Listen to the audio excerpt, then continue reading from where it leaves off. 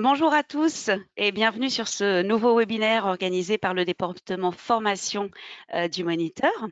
Donc, je suis Laurence Bornachot, je suis responsable content marketing à ce fameux département formation et je suis ce matin en compagnie de Franck Liogier qui lui est le Bonjour. directeur marketing du département formation. Merci d'être avec nous Franck ce matin.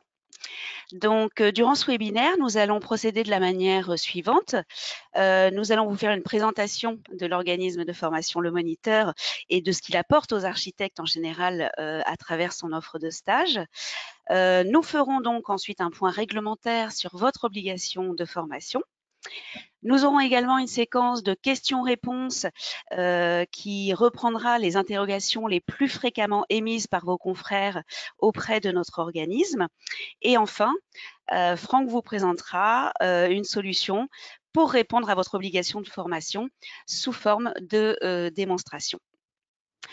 Alors, le Moniteur, au-delà du magazine que vous connaissez tous, c'est un organisme de formation avec près de 5000 stagiaires formés chaque année, 250 programmes de formation et 1000 sessions de formation dispensées annuellement et des formations à la fois en présentiel, en distanciel, mais aussi en e-learning, en blended learning, donc un nombre de formats qui peut sied à tout le monde et vous permettre, en tant qu'architecte, de choisir la manière de vous former la plus simple possible et surtout celle qui convient le mieux en fonction de vos emplois du temps. Donc, nous avons un catalogue qui est 100% dématérialisé, que vous pouvez télécharger gratuitement, bien évidemment, sur notre site. Et des formations qui sont sur des thématiques très variées, comme bien évidemment tout ce qui va concerner la réglementation et les techniques de construction, mais aussi sur tout ce qui va concerner la conduite de chantier, l'immobilier, la performance énergétique, le BIM, l'urbanisme et l'aménagement, les marchés publics et privés, et enfin la construction bois qui maintenant, depuis 2 ans, prend de l'ampleur et donne lieu à de nouvelles formations chaque année qui rencontrent un vif succès. Alors concernant votre profession, ce sont plus de 500 de vos confrères ou peut-être de vous-même que nous avons formés entre 2020 et 2021 sur des thématiques variées comme on l'a vu juste avant, mais dont la principale est celle qui concerne tout ce qui est technique de construction et de réhabilitation, suivie par la réglementation, la performance énergétique qui prend de plus en plus d'ampleur, la conduite de chantier et le BIM. Donc voilà, vous êtes nombreux à nous solliciter et nous vous en remercions. Les formations les plus plébiscitées par les architectes en 2021 ont concerné l'ARE 2020, bien évidemment, sujet d'actualité et qui le restera encore cette année. Tout ce qui concerne aussi les surélévations d'immeubles, le BIM, bien évidemment, et puis, on a tout ce qui a trait à la conduite de chantier, à la construction en bois, je vous le disais, les matériaux biosourcés. On est toujours autour de ces thématiques de performance énergétique qui nous concernent au premier degré et qui vous concernent au premier degré. Donc voilà, vous avez ici un petit palmarès des formations les plus suivies par vous-même ou vos confrères. Les nouveautés, donc, on a tout ce qui va concerner la refonte du code de la construction et de l'habitation. La paille, après le bois, on parle de paille et effectivement, utiliser la paille comme matériau de construction. L'adaptation au changement climatique, le CLT et puis, je vous le disais, toujours le bois qui revient et qui vient enrichir notre offre de mois en mois. Alors, l'obligation de la formation des architectes. Pourquoi? Donc, comme toute profession libérale réglementée, les architectes doivent entretenir leurs compétences tout au long de leur carrière professionnelle. C'est une obligation qui figure dans le code de déontologie que vous connaissez. Et effectivement, l'actualisation des compétences est un levier essentiel pour faire face, voire anticiper les nouveaux enjeux de la profession dans un contexte de mutation à la fois technique, économique et territoriale. Compte tenu de la complexité croissante des différents défis auxquels vous devez faire face, tels que les transitions énergétiques, les transitions numériques, les transitions écologiques, dans la conception des projets de construction et de réhabilitation. Donc, vous l'aurez compris, se former, c'est progresser et conserver la maîtrise de son métier en fonction des évolutions du marché. Alors, se former, ça peut répondre à des besoins immédiats et techniques, exemple construire en bois. Cela peut répondre à des mises à jour réglementaires qui sont nécessaires. Et puis, cela peut répondre à la prospective de la profession par rapport aux tendances et aux nouvelles technologies. Et depuis octobre 2015, la formation des architectes est un axe stratégique essentiel de développement, tel que l'a mentionné la stratégie nationale pour l'architecture. Donc, l'obligation déontologique de formation continue pour les architectes ne concerne que les architectes inscrits à l'ordre. Ça, c'est le premier point. Cette obligation, elle a été mise aux normes par un arrêté publié par le ministère de la Culture le 15 février 2016 et puis modifié par le règlement intérieur de l'ordre. Elle promeut 60 heures de formation sur 3 ans, soit un équivalent de 20 heures par an. L'année 2020, il faut le souligner, a été un cas particulier puisqu'elle est à part, elle représente en quelque sorte une année blanche liée à l'épidémie du Covid-19 qui a créé finalement une espèce d'inégalité dans la mise en œuvre des actions de formation. Et donc, dans ce contexte, l'Ordre des architectes a décidé de façon exceptionnelle de dispenser l'ensemble des architectes de l'obligation annuelle de formation pour 2020. Il en découle donc que les architectes inscrits en 2020 à l'ordre sont automatiquement dispensés de leur obligation de formation de 20 heures sur cette année en particulier. Cela a également pour conséquence de réduire à 20 heures l'obligation de formation sur la période triennale actuelle. Elle ne sera donc plus que de 60 heures sur 3 ans, mais de 40 heures sur 3 ans, donc sur la période triennale 2019-2022. Et pour autant, rassurez-vous, pour ceux qui auraient effectué des formations dans ce laps de temps, cela n'efface pas les actions de formation que vous auriez pu faire en 2020 et qui auront permis soit de rattraper le retard que vous auriez pu avoir sur les années précédentes, soit de prendre de l'avance sur votre obligation. Donc cette obligation, elle est à la fois sur des formations qu'on dit structurées et des formations complémentaires. Alors, une formation structurée, c'est une action de formation professionnelle continue qui est réalisée par un organisme agréé. Là, un organisme agréé, ce n'est pas un organisme agréé par l'ordre, mais c'est un organisme, on y reviendra, agréé par un certain nombre d'agréments nécessaires aux organismes de formation aujourd'hui, et dont le programme présente des objectifs de progression des compétences, un déroulement pédagogique et une évaluation de ces compétences. Et ces organismes agréés délivrent, à l'issue de la formation, une attestation, une certification, voire un diplôme. Et ces formations peuvent être effectuées à distance du moment qu'elles répondent effectivement à ces critères. Et puis, on a les formations complémentaires. Donc là, ça peut être une participation à un colloque, à un congrès, à une conférence, à une journée professionnelle ayant un lien direct avec votre profession. Ou des journées professionnelles d'information organisées par l'Ordre des architectes lui-même. Donc, vous avez la possibilité de faire sur les 20 heures de formation obligatoire annuelle, 14 heures de formation structurée et 6 heures de formation complémentaire. Cependant, si vous faites 20 heures de formation structurée ou 14 heures de ou 16 heures de formation structurée plus 4 heures de formation complémentaire, ça passe aussi. Donc voilà, ensuite, La règle, c'est vraiment d'avoir 14 heures minimum de formation structurée. Et donc, selon l'ordre, en 2019, qui était la fin de la première période triennale, seuls 14% des architectes au niveau national étaient conformes à leurs obligations. Et cela peut amener, pour les 76% restants, à des sanctions que nous détaillerons par la suite. Donc effectivement, aujourd'hui, vous venez apprendre ce dont vous avez besoin pour remplir votre obligation.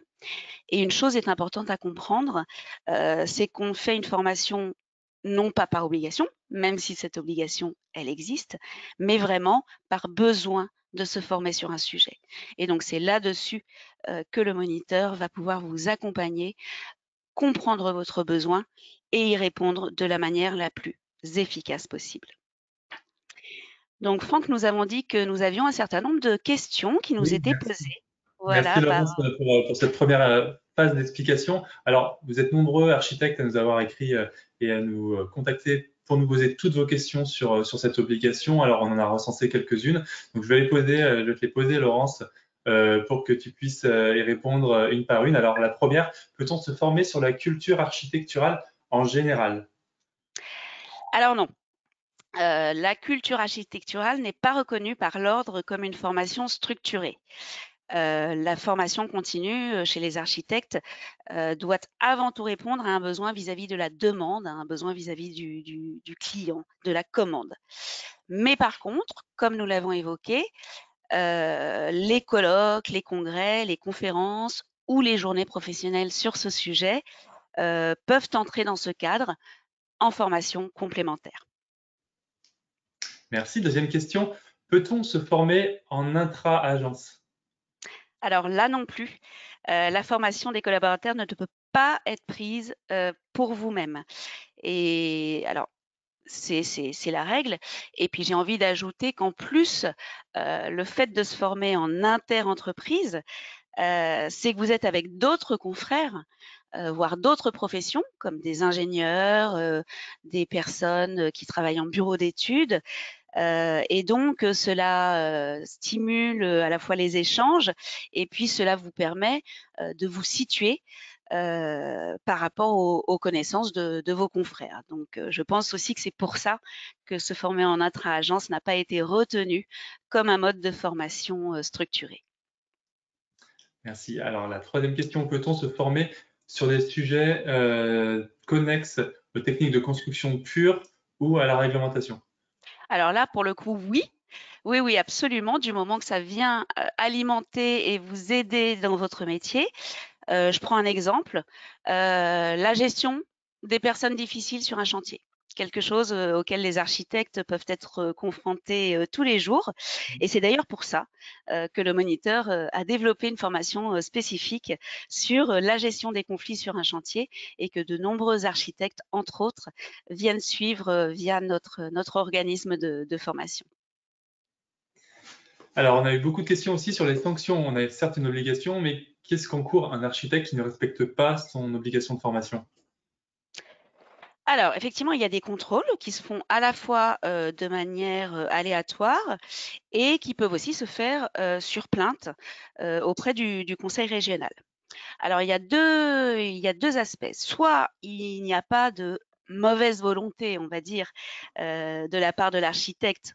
Il a manqué de temps, il a manqué de moyens, il n'était pas suffisamment informé sur cette obligation, etc. Et donc, à ce moment-là, le Conseil de l'ordre va établir avec lui un plan de formation en fonction de l'offre du marché. Et puis, il y a un second cas, c'est celui où l'architecte refuse vraiment de se former. Et donc, dans ces cas-là, l'ordre déclare ce refus lors d'un conseil et il peut même aller en chambre de discipline. Et donc, l'architecte peut être soumis à un avertissement dans un premier temps, puis à une suspension et on peut même aller jusqu'à la radiation de l'ordre en cas de non-respect de cette obligation. Donc, très important de se former. Voilà. Et du coup, est-ce qu'on peut se former dans n'importe quel organisme de formation pour un architecte? Alors non, non, non, la participation à des actions de formation professionnelle doit être réalisée au sein d'organismes de formation agréés. Encore une fois, ce n'est pas l'ordre qui agrée, mais l'organisme de formation est agréé parce que les programmes présentent des objectifs de progression, parce qu'il y a un vrai déroulement pédagogique, parce qu'il y a une vraie évaluation des compétences et parce que ces organismes délivrent en fin de formation une attestation et qu'ils sont bien évidemment agréés par les organismes étatiques, on va dire, que sont Datadoc et Calliope, et qui contrôlent le bon fonctionnement des organismes de formation. Alors, est-ce que on peut avoir accès à des financements pour ces formations quand on est Alors, architecte? tout à fait, et ça c'est une nouveauté. Donc, depuis le 1er janvier 2022, seules les formations dispensées par les organismes de formation certifiés dont on a parlé, donc certifiés Calliope en l'occurrence, et dont le programme répond aux critères que nous avons évoqués pour la profession concernée, pourront être prises en charge par le FIFPL, donc le Fonds interprofessionnel de formation des professionnels libéraux. À ce titre, je vous ai mis en pièce jointe, vous qui nous écoutez, un petit document qui vous récapitulera l'ensemble des thématiques de formation éligibles à ces financements et la part de prise en charge du FIFPL. Donc n'hésitez pas à le télécharger et à le consulter Il y a pour en beaucoup savoir de plus. catégories qui proposées par le Absolument, ministère de la Formation, proposé par qui le est moniteur certifié formation. Calliope. Absolument, qui est certifié Calliope, de quoi être à la hauteur des enjeux des 76% d'architectes qui restent à former. Et sachez notamment que si vous êtes inscrit à l'ordre avant 2016, l'année 2022 est la fin de la période triennale à laquelle votre obligation de formation doit être remplie. Donc surtout, ne laissez pas passer cette échéance afin de ne pas encourir d'éventuelles sanctions. Et voilà, encore une fois, contactez-nous pour que nous puissions répondre à vos besoins les plus prégnants. Donc, sachez également que le moniteur dispose de l'agrément branche architecture sur certaines de nos formations. Donc là aussi, n'hésitez pas à nous solliciter. Et nous allons donc passer à la partie qui va vous permettre de savoir comment le moniteur peut vous aider à respecter votre obligation de formation. Et je laisse pour cela la parole à Franck qui va vous expliquer en détail cette solution. Merci Laurence.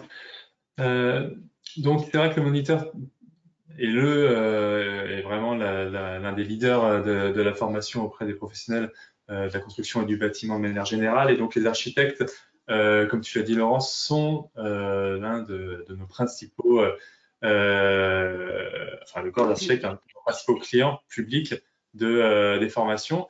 Et on vient de sortir pour eux le Pass e-learning architecte, c'est une nouveauté. Ça vient de sortir en 2022. En fait, on s'est aperçu que les architectes avaient souvent peu de temps à accorder à la formation et souvent ne savent pas, enfin, ne peuvent pas se rendre à Paris, par exemple, pour une formation présentielle. On leur a sorti une solution qui va leur permettre de répondre facilement à l'obligation de formation dont on vient de parler. C'est en quelque sorte, on l'a écrit le Netflix de la formation architecte, dans le sens où tous les architectes vont avoir accès à une plateforme et vont pouvoir choisir, comme sur Netflix par exemple, leur programme et les faire selon leurs besoins. Il y a actuellement 14 programmes e-learning disponibles qui se correspondent déjà à 15 heures de formation. Donc, on est déjà au-delà des 14 heures de formation structurée. Et donc, du coup, on donne accès aux architectes à cet univers de e-learning jusqu'à la fin de l'année et ils peuvent faire tous les parcours qu'ils souhaitent à la fin de l'année et le moniteur leur validera les heures passées sur cette plateforme et les heures validées surtout. Donc, si on regarde la slide d'après, c'est le programme de formation. Alors, il va être enrichi, là, on vient de le lancer, donc il va être enrichi tout au long de l'année. Il y a déjà plus de 15 heures, on l'a dit, de formation sur beaucoup de thématiques qui sont en lien avec les activités des architectes, comme les réglementations de la construction, les techniques de construction et de réhabilitation. Il y a 3 formations autour du BIM, 4 formations autour de la conduite de chantier, il y a des formations autour de la performance énergétique. Donc voilà, il y a un large panel qui va pouvoir être choisi par les architectes. et le tout sur une plateforme très simple à utiliser. Alors moi, ce que je vous propose, c'est de vous montrer à quoi elle ressemble, cette plateforme. Du coup, je vais peut-être demander à Laurence de me donner la main sur l'écran. Tout à fait. C'est parti. Alors, hop, vous me dites quand vous voyez l'écran. Ouais, Alors, je me c'est suis tout bon. connecté. Voilà, j'ai un espace de démonstration. C'est exactement ce que vous verrez quand vous aurez accès à Space Learning Architect. Et on reconnaît les codes un peu, je vous parlais du Netflix, de Netflix en fait, puisqu'on retrouve, chaque formation est ici avec une vignette et on peut les faire de manière totalement illimitée.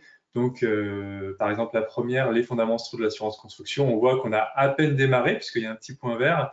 Euh, donc en fait, on atterrit sur la page du programme où on nous explique la durée du programme, les objectifs du programme, et puis on voit comment est composé le programme de formation. Alors, on travaille avec un des leaders de e-learning, qui est la plateforme 360 Learning. C'est vraiment un des leaders. Elle est très, très intuitive. Elle est accessible sur tablette, sur ordinateur. Il y a également une application mobile qui est accessible pour le faire dans les transports, par exemple, pour se former dans les transports. Et donc, on voit que c'est très, très simple et très compréhensible. Donc, on voit que, par exemple, cette formation dispose de 7 modules. Le premier, que l'on a déjà fait, puisqu'il y a écrit terminé. Donc, on en est au deuxième module. Donc, on va aller voir à quoi ressemble ce module. C'est sur les régimes d'imputabilité. Donc, là, on est dans l'assurance construction. On rappelle l'objectif de ce module. Et ensuite, on commence le module. Alors, ici, alors je vais mettre sur pause. Ici, il s'agit d'une vidéo, mais ça peut être également des animations, des articles, des documents qui peuvent être disponibles. Donc, comment est faite l'interface? Ici, il y a le contenu, donc en l'occurrence une vidéo. Si vous avez des questions par rapport à la vidéo ou par rapport à un sujet annexe, vous pouvez poser cette question ici dans le forum de discussion. Et l'équipe pédagogique vous répondra, bien entendu. C'est vraiment une formation accompagnée qu'on vous propose. Vous pouvez réagir à la vidéo également. La vidéo, je ne sais pas si vous entendez le son, mais voilà, c'est notre formateur, donc Vivoudaï, qui présente cette vidéo. On voit qu'on incruste du texte et parfois des illustrations, voilà, pour un meilleur ancrage mémoriel sur la vidéo. Elle est en HD, donc bien sûr, on peut la mettre en plein écran. Pareil, les documents, on peut les télécharger sans problème. Et puis, une fois qu'on a fait la vidéo, qu'on a suivi la vidéo, on clique sur suivant et on tombe sur un petit exercice. À la fin de chaque module, il y a des petits exercices pour valider les compétences. Et puis, le dernier module est un questionnaire en fait, de validation des acquis, comme on peut le retrouver sur n'importe quelle formation. Donc, voilà comment fonctionne la plateforme. Elle est très large, vous voyez, on peut y retrouver tous les thèmes. Et quand vous avez accès au Pass e-learning architect, vous y avez accès jusqu'à la fin de l'année. Donc, vous pouvez prendre votre temps, vous pouvez vous former sur les sujets les plus importants pour vous. Après, peut-être continuer avec des sujets un peu moins importants, mais tout autant intéressants. Donc, vous avez vraiment le choix, vous êtes complètement libre. Et donc, c'est le Pass e-learning architect. Si on revient du coup à la présentation de Laurence. Absolument. Bah, merci pour cette présentation. Ça a l'air effectivement très, très intuitif. Merci. Donc, C'est pas tout reparle-nous parce que... Voilà, de excuse-moi. Spark Architect. Exactement, parce qu'en fait, on a sorti le Pass e-learning architect, mais on a une deuxième bonne nouvelle, c'est que le moniteur, en fait, se propose de vous accompagner sur l'ensemble de vos 20 heures annuelles et de vous fournir un pack tout en un qui vous servira de validation de votre obligation de formation en une seule fois. Donc, comment se passe ce pack? Il suffit chez nous de prendre une formation donc en présentiel ou en classe virtuelle plutôt classique parmi tout notre catalogue et vous disposez d'une remise sur le Pass e-learning architect que je viens de vous montrer de moins 50%. Donc c'est très avantageux. Et donc vous avez vos heures en présentiel ou en classe virtuelle, donc c'est minimum 7 heures, hein, une journée de formation c'est 7 heures, et puis vous pouvez compléter avec les heures passées sur le Pass e-learning architect pour arriver à un total de 20 heures. Donc en fait, vous avez la solution, vous n'avez plus besoin de vous soucier de formation structurée complémentaire, est-ce que je l'ai faite, est-ce que je l'ai pas faite.